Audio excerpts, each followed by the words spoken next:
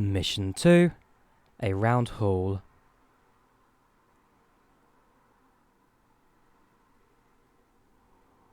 Welcome to Queen's Park Station. This is a northbound service. This service travels to Harrow and Wealdstone and then terminates at Queen's Park. So hey guys, Drawyah here, and welcome back to Delta Games Train Mods 2.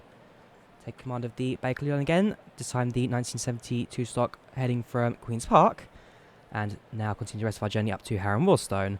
So our mission today takes us to Harrow. We then do a turnaround at the reverse siding end of the platform before bringing train back here and gives us a view of the journey now north of the tunnel. So journey today takes us via Queen's Park, Kensal Green, Willesden Junction, Harlesden, Stonebridge Park, Wembley Central, North Wembley, South Kensington, Kenton, Harrow, Wealdstone, and then we do the same journey in reverse. So make sure that the train is set up, lock the doors, set the destination blinds to Harrow and Wealdstone,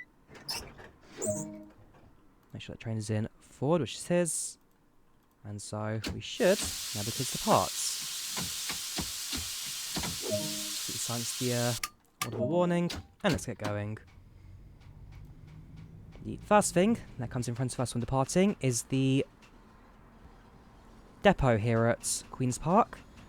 And, well, for most drivers and most passengers, not the most pleasant bit of the Bakerloo Line. If anything, probably the least pleasant of the entire London Underground. It's a bit of a drab area, this. Passing through at 10 miles per hour, it's by far the least fun bit as well. Now, as it is quite wet track at the moment, and you can see there with the wheel slipping for a moment, I'm actually going to switch over to rate 1. And so what the rate switch does is it determines how fast train accelerates, how much RPM is being put onto the wheels. And so rate 1's a slower rate, although better suited for wet weather, wet tracks, and therefore should mean that accelerating for us won't be as much of a... won't be as slow.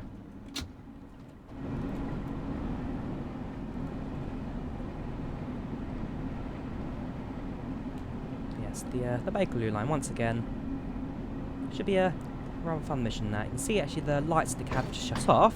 In a moment, they will bring back on again. So what we've just passed is actually a gap in the electric rail. So there's no power in that section. There we go, they're back. There's no power in that section due to, well, no electric rail allows for train crews and staff to cross over the tracks.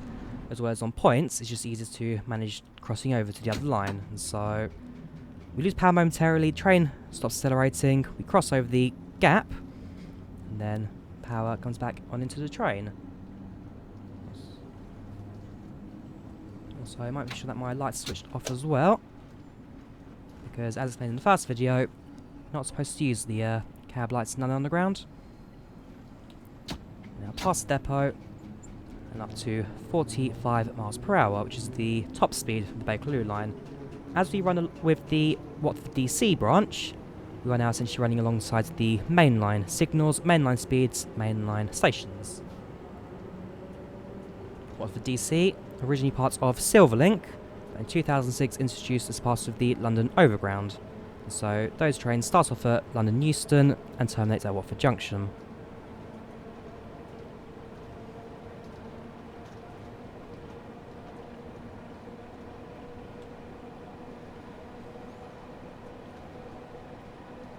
In terms of sights to see, we should be able to spot the Wembley Stadium to our right hand side as we go closer to Wembley Central.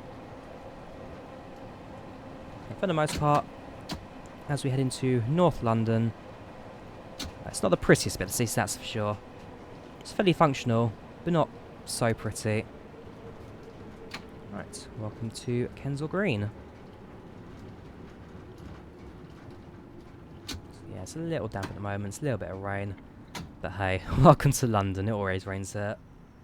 We'll bring train to a halt just by the mirror there.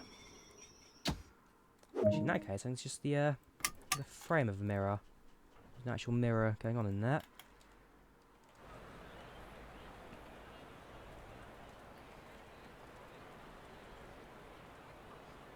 Okay.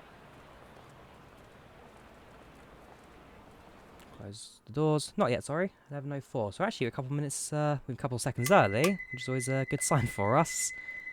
Hopefully, you don't get to keep to a schedule made into this journey. Next station, Willesden Junction. Willesden Junction forming the interchange between the Watford DC and the West London line. The West London line travelling from, I think it's Richmond, it starts. Travels via Shepherd's Bush over to Clapham Junction. Sorry, Stratford via Willesden Junction via Shepherd's Bush to Clapham Junction, sorry.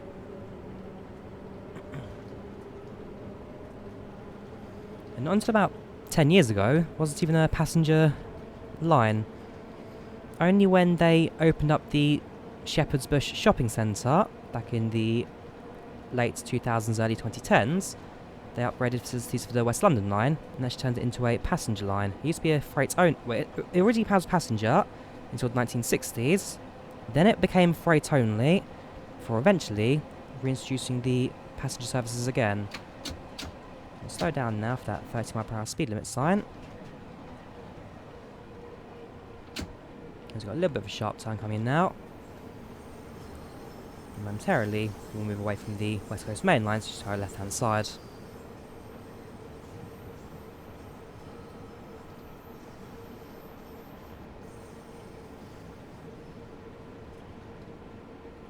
To our left is going to be the depot for the Watford DC line, the depot for the London Overground. And it's here they maintain all the trains that run up and down between Euston and Watford.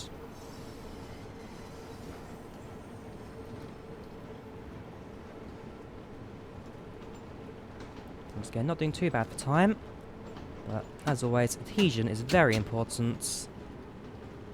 The slide damp tracks on the relatively old train does call for some slightly weaker braking today, but nothing that we can't manage, that's for sure. So, currently on the low level, Willesden Junction. The upper level is where the West London line currently sits.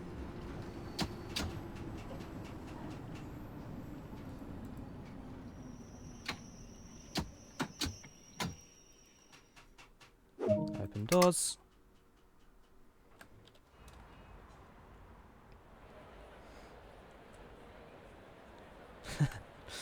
Yeah, never change dovetail. Your AI is not perfect, but it does the job. Right, close doors, and let's get going.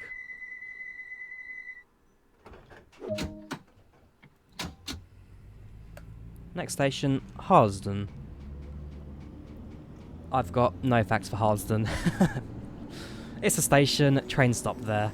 Although, you can actually spot Wembley Stadium nearby.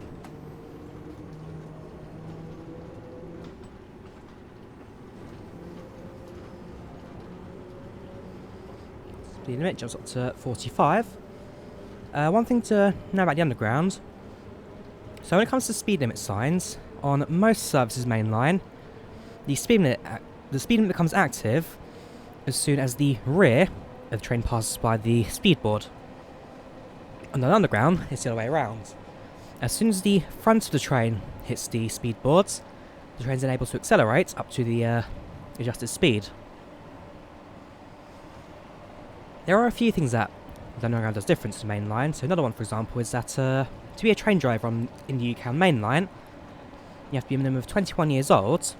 While on an Underground, you can start training from late 17 and start driving when you're 18. So there's a fair few changes between Metro and main line. And TfL, while not so much, I guess, relaxed regulations, are not quite so strict on a number of things. But then where it's not as strict on certain things, it, I guess, goes overboard in others. So, for example, signalling is very strict because of how close these trains are to one another. It's a case of actually making sure that trains... If one train stops, all trains stop, basically. When you look at the Victoria line, for example, you can have up to 40 trains an hour going through some stations, train every 40 seconds. It's crazy. There are some lines, like the Bakerloo, where if you see a train on the platform and you're going to miss it, you know you've missed it, and you have to wait 5 minutes for the other one. So therefore, you might as well run for it. Lines like the Victoria line, you see a train on the platform, you you hear doors, alarms beeping, there's no point running because the next one's already in the tunnel waiting to enter the platform. It's a very, very quick-paced line. Next station, Stonebridge Park.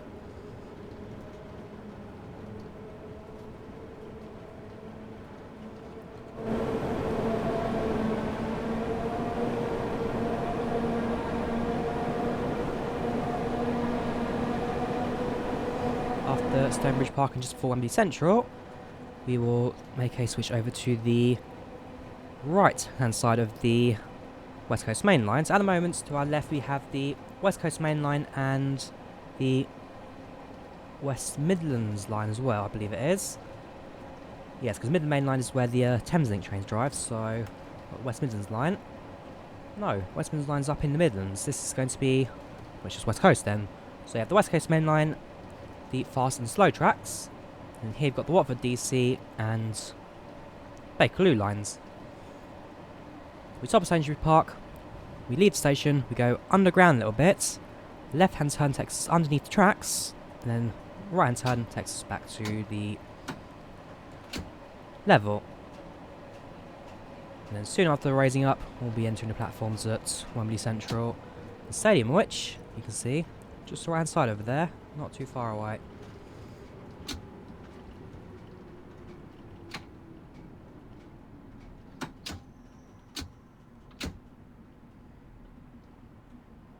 A few seconds early, so can coast it in slightly slower, I guess, at the end of the platform.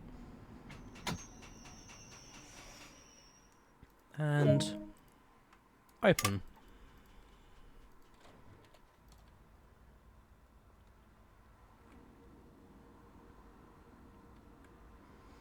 Wait a few seconds. Close the doors.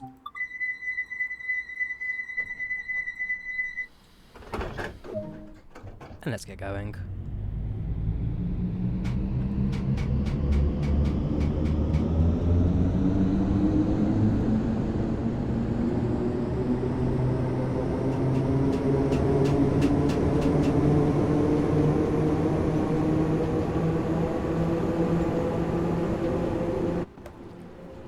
When delivered, Bakerloo Line trains came in sets of 4x4. So we are running a 7-car train, but you have 4 cars, you have a driver, passenger, passenger, driver, passenger, passenger, driver. And so the central driving carriage, if we go over to it, as you can see, it's unpainted, and it's kind of just hidden away. It's all inactive in the cab, so if you went inside of it, there's a good chance you'll probably not be able to turn it on. These trains nowadays are kind of in their copy sets. They'll never break up, they'll never be put together unless something was to seriously go wrong. But yes, Bakerloo Line trains are delivered in sets of 4 and run in sets of 7. We now pass underneath the West Coast Main Line. And now on a slow outclimb towards Wembley Central. At 2.1%, this is the steepest part of the main line, or the main running lines of the Bakerloo, but the steepest overall bit of track is going to be that of London Roads Depot, which hits a 3.3% gradient as you enter and leave.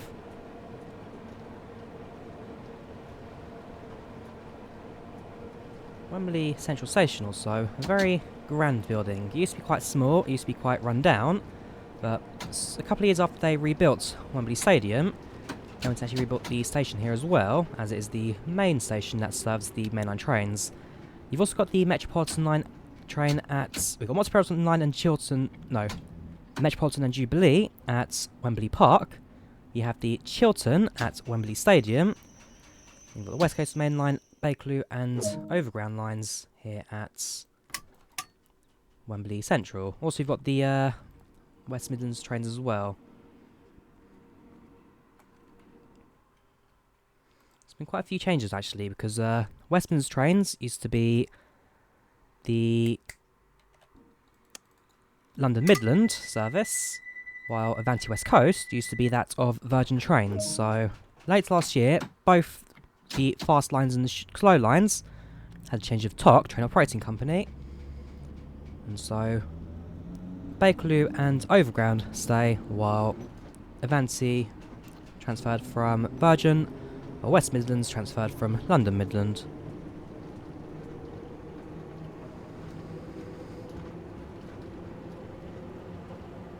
Next station, North Wembley.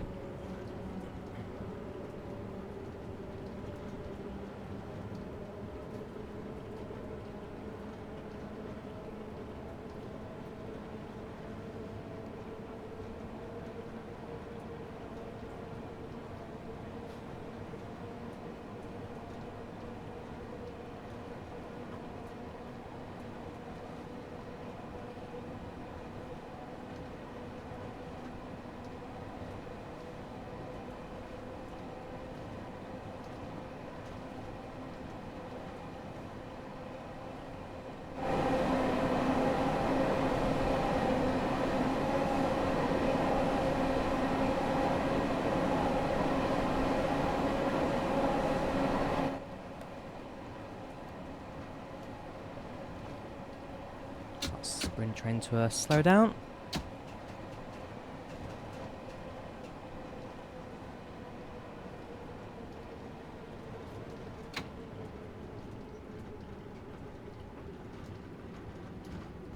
Slowly bring the train to a halt. So right now I can definitely feel the brakes are not quite as effective as they normally are.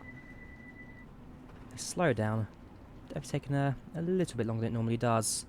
We are slowly falling behind the service now. We are about a minute behind. And so, I thought we were doing so well earlier on, and now I've gone and lost in the latter part of our service. But hey, we're not too far now to Harrow and Wealdstone, and so what I presume will happen then is we stop the train at Harrow, we drive into the reverse siding just past the station, we then wait a couple minutes while we wait for the line to clear on the other side, before making the return journey back to Queen's Park. In fact, as we head towards South Kenton, let's have a look, shall we? So stop at South Kenton, stop at Kenton, stop at Harrow and Wealdstone. I can get to the scrolling bar. If not, then we'll leave it. Okay, fair enough. So we stop at Harrow and Wealdstone, we'll drive into the reverse siding. We'll switch ends of the train before heading back to the front. Well, what was now the back will then be the front. And then bring the train back on the journey we just came.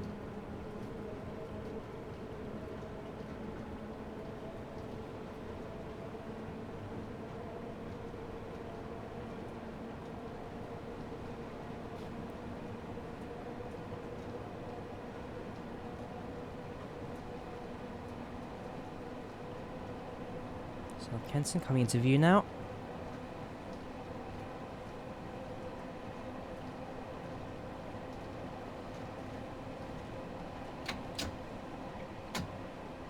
Let's put on the initial braking. Just slowly start to bring the train to a halt.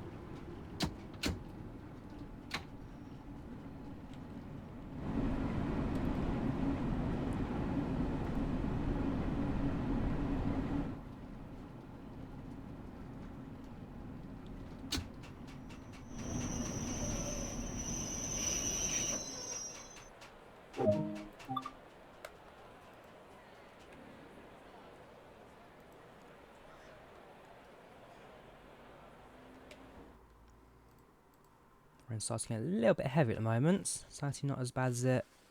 It's actually a bit worse than it was at the start of the scenario. So we'll see how that changes as we get closer to our destination. Why do not sounds? There we go. Right, power in. And our next stop, our penultimate stop of Kenton. Kenton actually a station I have used a couple of times in the real world. A station that, well, gets me from the Harrow area, gets me to the Wembley area quite nicely. Also gets me to Watford with ease as well, so I'll get a train at Kenton, go to Harrow and Wealdstone, swap for a West Midlands train, and then head up to Watford Junction. If you're ever in this part of London, then pro tip for you. Actually, Watford's not in London, sorry. I must get that right. Watford is not London. If you're ever in that part of Watford and you want to get a cheaper train fare, swap to the London Overground. Go one stop to Watford High Street, and you save about £5 ticket for a 10-minute walking time. As Watford Junction has a special fare zone, so mainline prices apply, while Watford High Street is just a standard overground service and currently in zone, I forget, is it zone 7 or zone 8? It's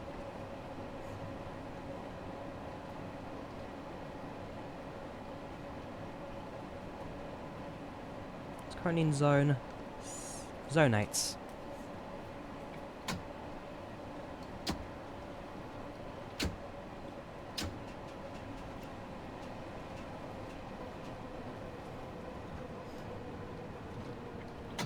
Slowing it down, and let's bring it to a halt. With EMUs, electrical multiple units, one of the benefits of using these kind of trains is the acceleration is generally much faster than that of diesel, and especially that of steam. So with diesel trains, you increase throttle, you have to wait for the RPM to build up before slowly making that station. With the EMUs, electric trains, because the trains are always powered by the electric rail, it's a case of put up the throttle and train goes straight up to speed. So when it comes to London Underground, or any 4th rail system, we'll explain as the train goes moving, so that we can get a little bit quicker to our destination. So when it comes to any 4th rail electric system, you have 4 rails. The 2 main rails, or the running rails, where the wheels are. You have a central rail, which is the grounding for the electricity. So no power is given to that line, but any excess power is sent through it. And you have the outer rail, which is the electric rail. So at the bottom of each train carriage, there is a contact shoe. And what that contact shoe does is it draws power from the electric rail and feeds it to the train.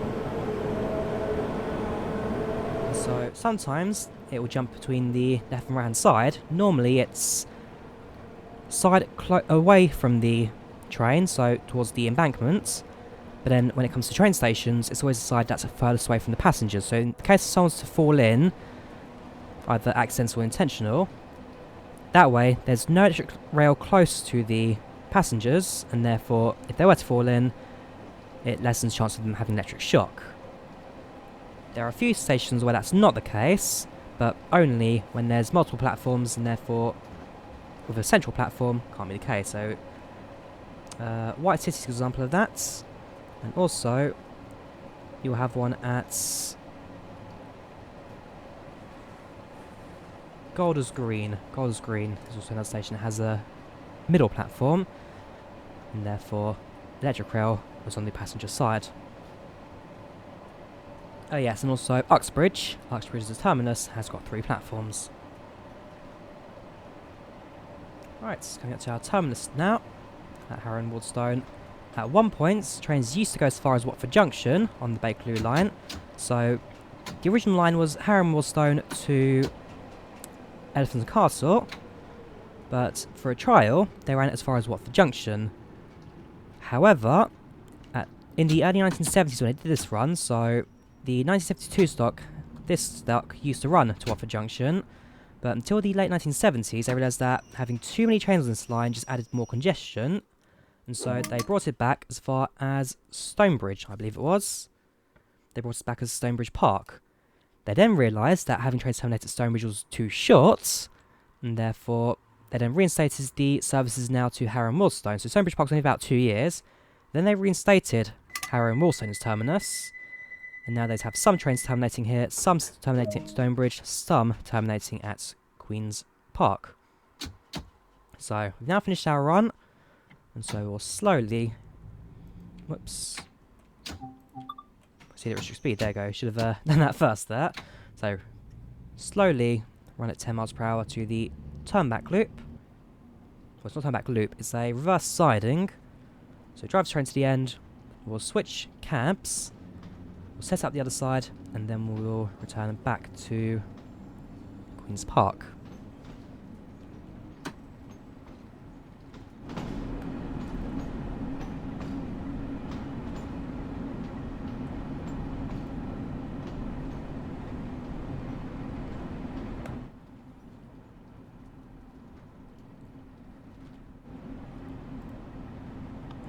also a station being seen of a very, very terrible accident back in the 1960s or 70s.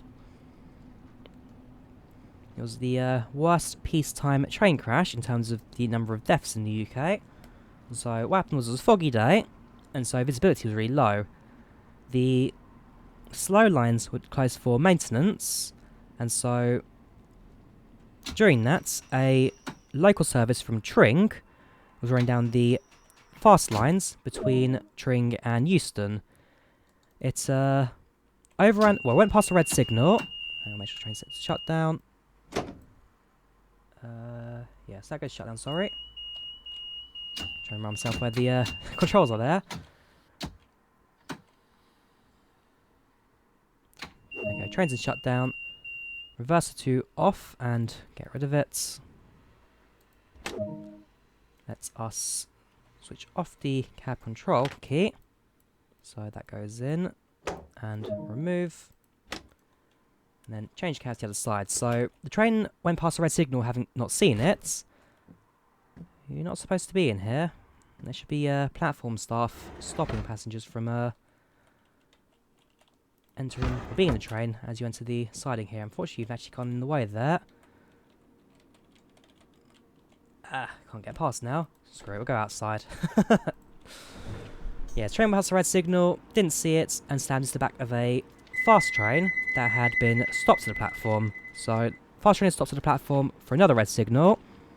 The fast-running local service slammed into the back of it, and then a few seconds later, a third train, this was an express train from London to Manchester, impacted both the crash trains, and then very shortly, a fourth train stopped just shy of the station when they realised that there was massive wreckage in front of them.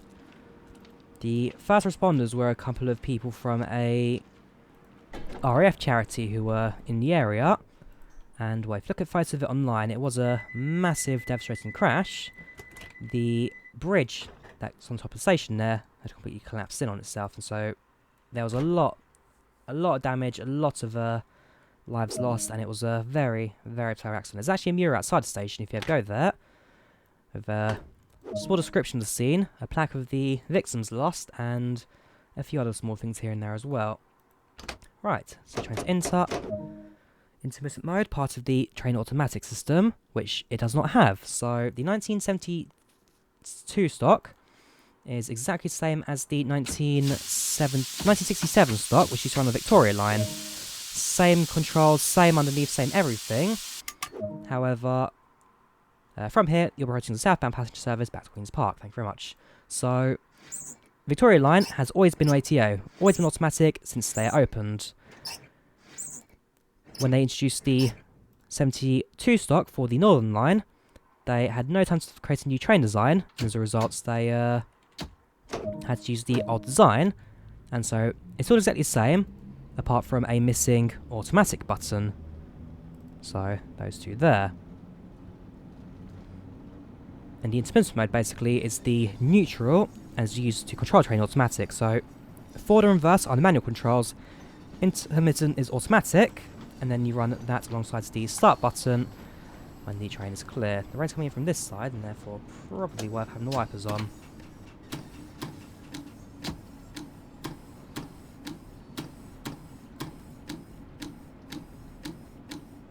So 1967 stocks were retired in 2011, as by that time the 2009 stock had completely taken over, and the 2009 stock will run probably until the 1960s as a minimum, 1970s.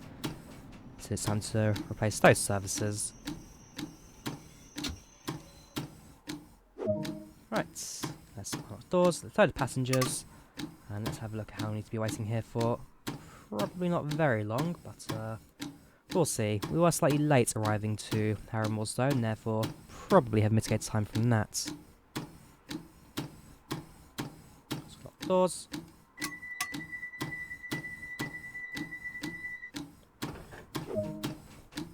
Let's get going. Next station, Kenton.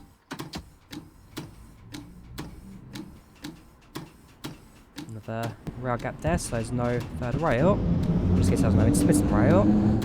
so trying to cut power for a moment. London Underground trains do require a fourth rail to complete circuits, but most CMUs in the UK are running on third rail, so they need the power rail. The central rail, the earthing, is not required, and therefore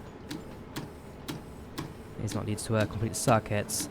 It goes back to the very early days of electric trains on the Underground. So when the... this is going back well beyond my knowledge of history, but when the London Underground first had its electric rails, I think there was 3 different systems in use. One line had used fourth rail, another used third rail, another used electric generators on the train. The generators and third rail fell out of use relatively quickly, but when the London Passenger Transport Board was formed in the 1930s, they standardised the fourth rail system. And as a result, now all underground trains use fourth rail to navigate. Also, another fact about the automatic operation of the Bakerloo. So the reason that the Bakerloo Line does not have ATO, despite having all the capabilities of it, is because of this section of track here. Because it's shared with the Watford DC line, it's well, the Watford DC line, being mainline train, don't have systems in place to support automatic operation, and therefore the signalling are incompatible. London Underground uses 2 aspect signals, while mainline uses 3. In fact, the rain's starting to slow now, so we'll turn off the wipers and potentially bring things back to speed in a bit. So, mainline trains have different signalling to underground trains. These use 3 aspects, underground use 2 aspects. And so the incompatibilities of the signals, plus the incompatibilities of the train, mean that as a result, the Bakerloo Line trains don't have ATO. When they first introduced these on the Northern Line, that was also the case because the Northern Line used to share main line with another service up on the north of the... not the Barnet branch, it's the other branch, the Edgware branch. So you guys know about the Northern Heights project, and the fact they're going to use some of the original mainline tracks on there to kind of spread that as part of the Northern Line. It's a long, complicated history behind these trains, but hey, I can give you a very, very abridged version of it. Alright, next station, South Kenton.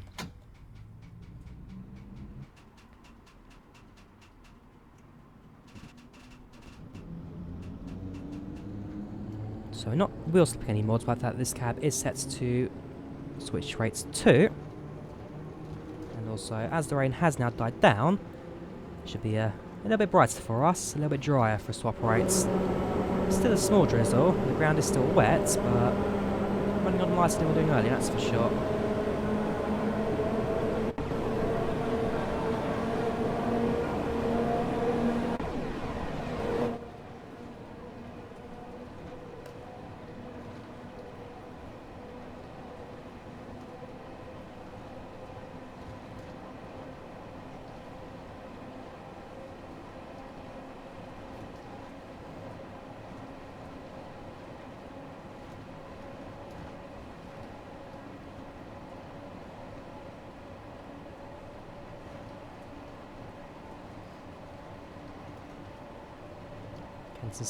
South Kent Station, now coming into view. In a couple of moments start slowing down, just to reach our 45 miles per hour top speed of the Bakerloo.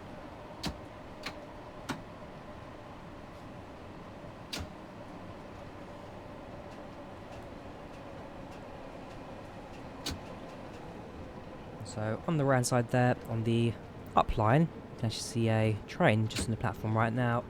So that was the service behind us. And we're now the first service heading back to Queen's Park. On this section of track, Bakerloo Line trains are every 20 minutes off-peak. Most services terminate at Queen's Park when in the off-peak hours, and as a result, the spacing between them all in the north generally takes a fair few minutes. But between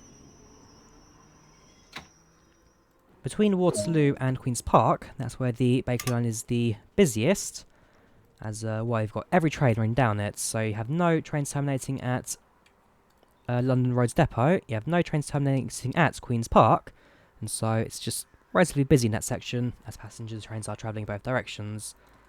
The quiet station, of course, is going to be Harrow and Wealdstone, as only about half of the services travelling northbound will actually terminate there.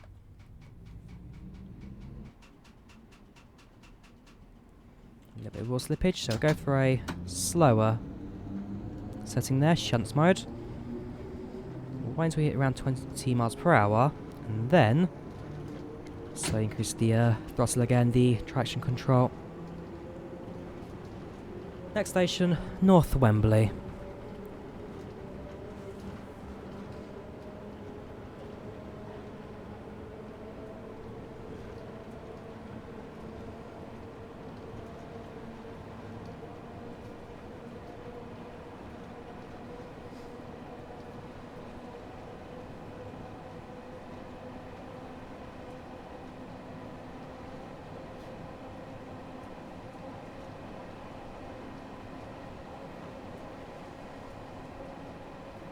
I do like the fact that you actually have now cars driving these roads, and that the world is starting to get very, very popular with the actual external life. So some of the original Train Sim World routes were very, very bland. There was little going on. There's no cars, no people, no life.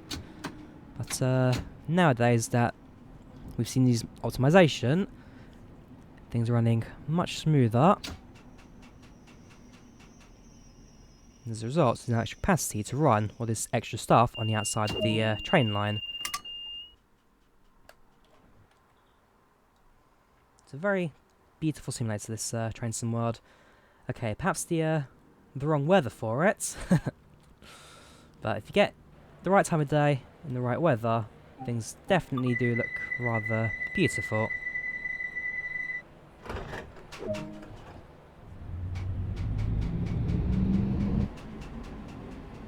You can see the power gap on the rail over there.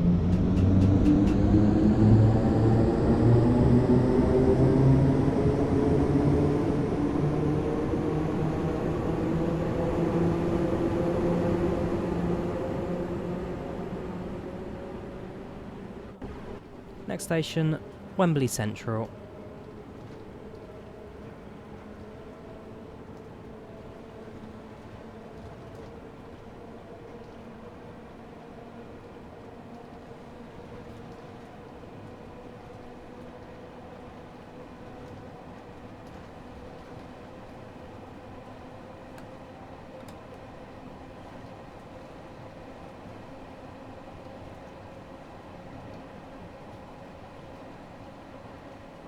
As you put into the station, you might have a look at the road above the area and have a look at all the stuff going on.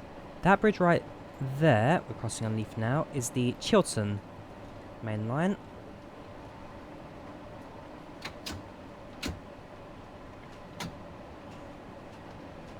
And I probably should have pointed out earlier, but the Metropolitan line we actually cross over just south of Kenton. So between Kenton and Northbrook Park is an interchange station. It's about a 5-minute walk between the two, and therefore if you were to tap out at one of the stations, you can then tap in the other and not get charged a double fare for it, as it counts as an interchange between two stops.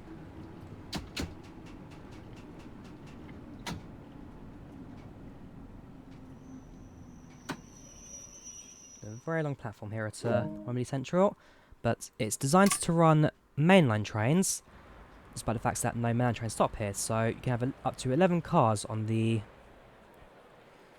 Class 290 Pendolinos that go down here. So the platform's built long enough to fit those 11 car trains, despite the fact that none of them actually stop here.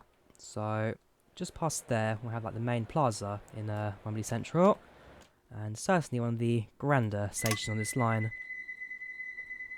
Lock the doors, and let's get going. And yeah, Wembley Central, as I said earlier, one of the stations that's seen a massive upgrade in recent years. If you go to look at some of the original photo station, well, wasn't certainly to behold. It was a simple little design. Simple building, it was like an outhouse, small entrance, a long pathway to get down to the platforms. So the new station, certainly looking the part.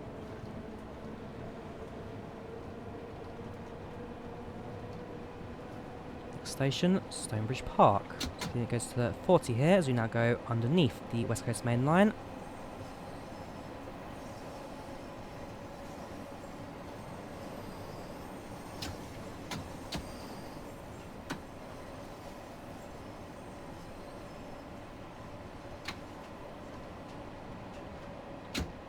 In just a moment, we start to climb back out the tunnel and back onto the main line, up to 45.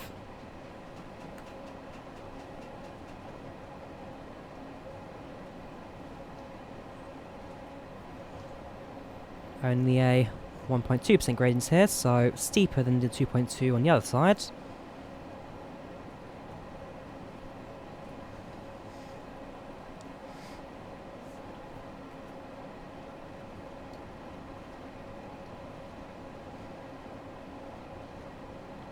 In just a moment, we'll start slowing down for the station.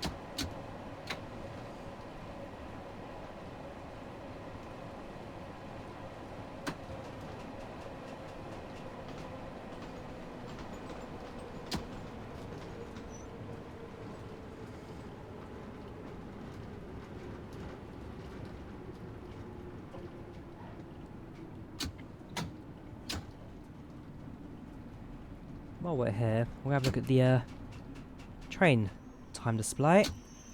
As well, something I talked about yesterday was the older style of train display. While over here, we have one of the newer ones. So we have the train station it's calling at, and well, it should say London Underground here as well, because this is the mainline one. So you have Queen's Park, London Underground. Then you'll have the time of the mainline train, the Watford DC branch. And so you have a couple of different variations on these ones. Bakerloo, on the few lines, actually use all three styles of destination display. Mainline, original, and current. Yeah, a little bit of wheels up there, so we'll go back to series power. Back to parallel, now that we've actually got the wheels rolling. Crossing over the North Circular at this point. Well, the start of one of the London Ring Roads, but wasn't too well received and was very soon cut from production. So you have the North Circular, which is like an expressway around North London, and then you've got the South Circular, which basically doesn't exist. So it's a set of B roads basically that cuts through London south and just pretends to be an expressway, but in reality it's no difference to any other London road. Next station, Harlesden.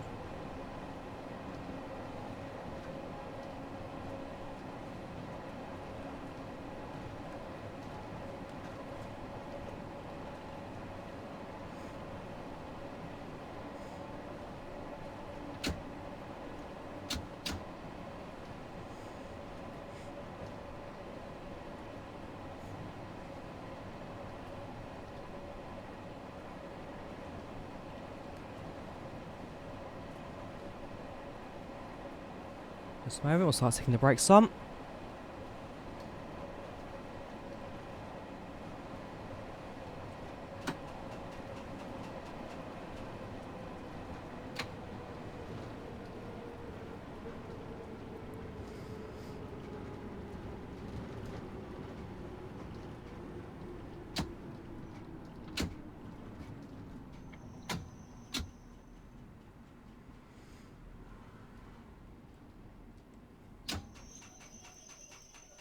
Doors open.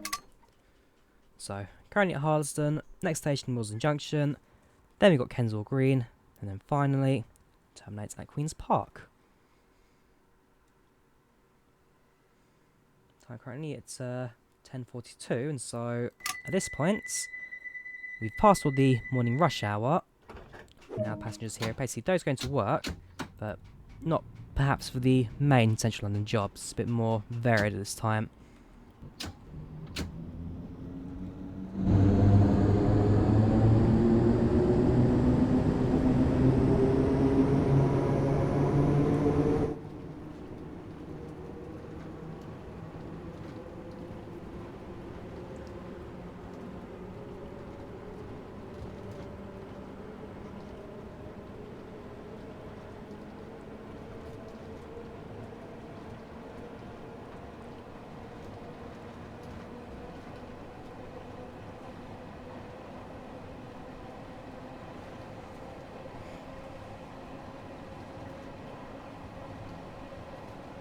Go, another train passing on the right hand side. So So at this stage, all of the Bakerloo Line trains will be active,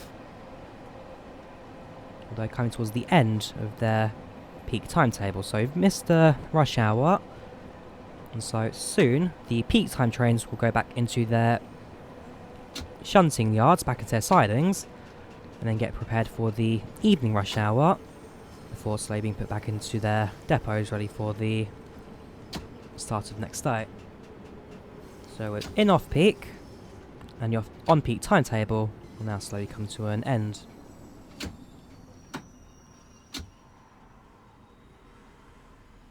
And stop. Doors open. Load passengers. Give it a couple of seconds. Doors close.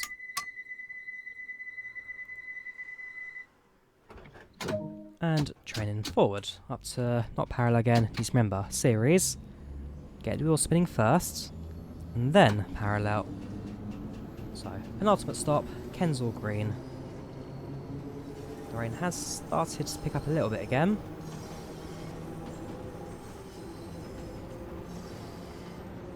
Just to the left there is the connection between the Watford DC and the West London line, so any train that goes between the two can use that track to change.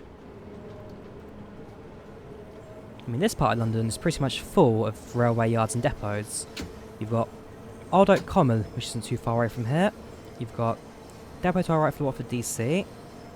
You've got Queen's Park just up ahead of us.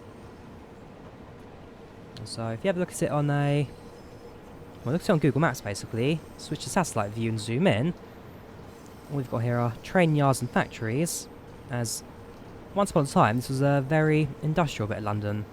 So during the late 1850s, during the Industrial Revolution, when the railways became a thing, when factory production became a thing, West London was always the big area for all this production. Eventually, that then moved over to East London.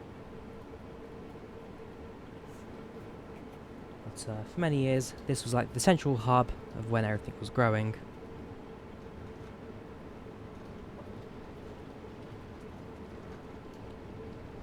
Let's speed up train slightly, let's bring it to the end of the tunnel, and then let's bring it to a halt. Kensal Green. Very good for its echo. I do like the fact that they've actually implemented that as part of the sim here, so the tunnel echo, the Doppler effect, all of that works as they should within Train Sim Worlds 2. Again, there's little technologies that have been added that just make it ever so slightly, well, it's not ever so slightly better sim, it's a much better simulator, much better platform than the original Train Sim World.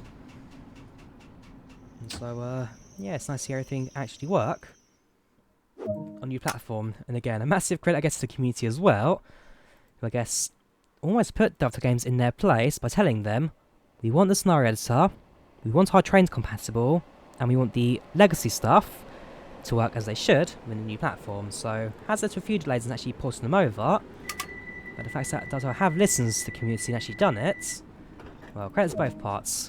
The community held Dovetail accountable, and Dovetail followed up on us and actually implemented it into parts of the sim. So there's been a fair few years where people have said Dovetail don't listen, Dovetail don't do that, Dovetail don't do this, but they are definitely trying their best, I guess, and to actually listen to what we want and use our feedback to improve the simulator.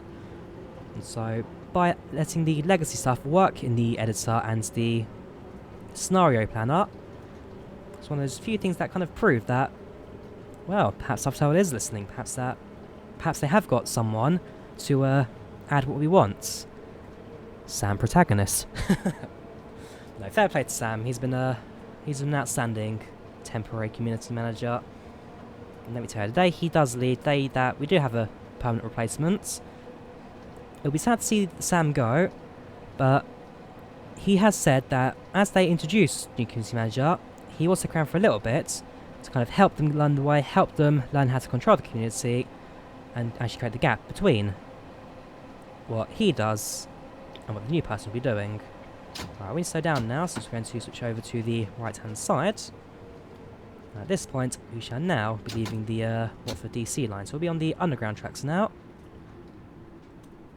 And passing through the super outstanding Queen's Park Depot. And again, just how much we all love Queen's Park. The most beautiful bit of underground infrastructure ever. Because who knew sticking trains through an old Victorian style yard would be a fantastic idea. I mean, the two outer lines, those are running lines. There's two middle tracks that are part of the depot.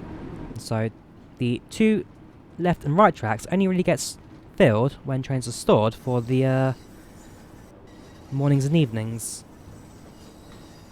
For the most part, those tracks are always clear.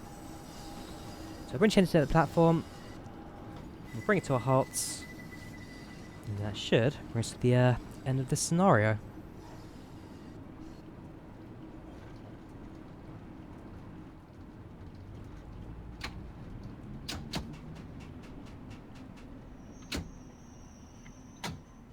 Oh yes, and also we got some further stabling over in the distance over there. That's so we can store two more trains for stabling. Got a train coming out of the tunnel right now, making its way to the surface. So Queen's Park, probably one of the, like I say, Queen's Park to Waterloo, the busiest section of Bakerloo Line, as all trains will pass through it for their service. The only time where that doesn't happen, they completed its run, let's see how it performed. So the only time that doesn't happen is in the very early morning, where you have one train that departs out of the siding over here in front of us, and travels to Harrow and Wealdstone in the morning. So there's one currently there, the other one currently empty. So, let's see how we did. We're a little bit behind on time towards the end of the route there, but not by much. 3 minutes is not too bad. Level 18 on the character, level 12 on the Bakerloo line, level 19 even, only a few points away from the level 20 on the tube stock. Yeah, 51 minutes, walked 139 yards, 15 miles driven, and enough awareness points to... Sorry, action points. I keep calling it awareness points, they're called action points. But yeah, enough points to reach gold medal. And I think that really brings us to the end of that. So, it was an enjoyable run on the Bakerloo line. I just had to enjoy feeding you some of the facts I know about the history of this line and others. And, yeah, it's just a really good line, this. I'm definitely enjoying the Bakerloo. One of the nicest ones that Dovetail have given us in a little while. And also, one that had the community following as well. A lot of people were asking for another underground line. And Dovetail have delivered. And have delivered with a rather cool one, that's for sure. So, that is the end of Around Hull. Tomorrow, we're back with Travelling the Tube, so the third scenario of Delta Games Trains World Bakerloo Line. So, do tune in for that. Otherwise, you guys take care, have a good one, and I'll see you again soon. Take care, and goodbye.